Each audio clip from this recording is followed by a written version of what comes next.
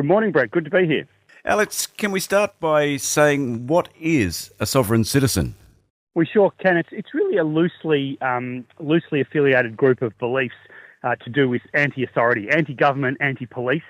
Generally, they think that they're not subject to the rules of the land like everybody else is. How can they think that?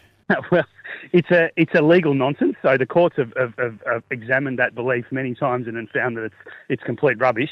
They have this kind of idiosyncratic belief that the legal person, that's the person who enters contracts and who has to pay tax and so on, is separate and independent from the physical person. That's the flesh and blood, the heart beating person. There's no law that supports that idea, but they've got this kind of belief that they put on their websites and so on, and they seem to think that justifies them saying that their physical body is not subject to the same laws as everybody else. Wow. Do you know where this came from? Yes, it was from America originally. It came to Australia sort of in the 70s and it slowly sort of got more popular, particularly around COVID. During the COVID times, people were attracted to this. You know, we're all locked down. We had nothing else to do. Mm-hmm. Most of the ones I've dealt with are not violent, but obviously this is a different case where he is extremely dangerous. Yeah, well, that was my next question. Are sovereign citizens dangerous? Yes.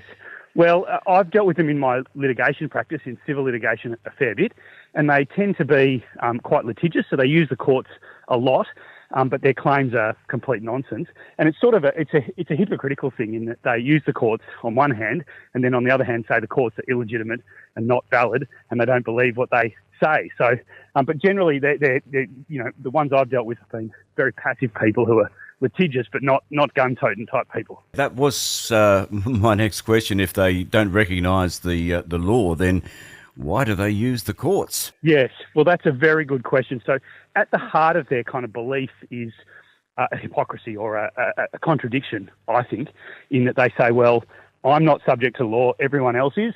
I don't have to pay my taxes, everyone else does. But they still go to hospital when they're sick. They still drive on the roads. They still use the court system often a lot. They're often quite vexatious litigants, so they litigate a lot.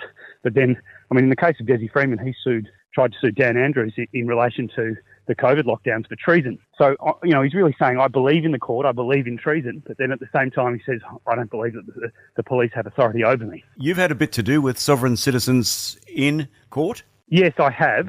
In particular, we had a big case where we sued a fellow for a debt and we bankrupted him because he didn't pay the debt. And then he sued our client and then, in fact, sued the legal practice a number of times for what he called for vexatious litigation, which is not a cause of action. It's not a real thing you can sue for.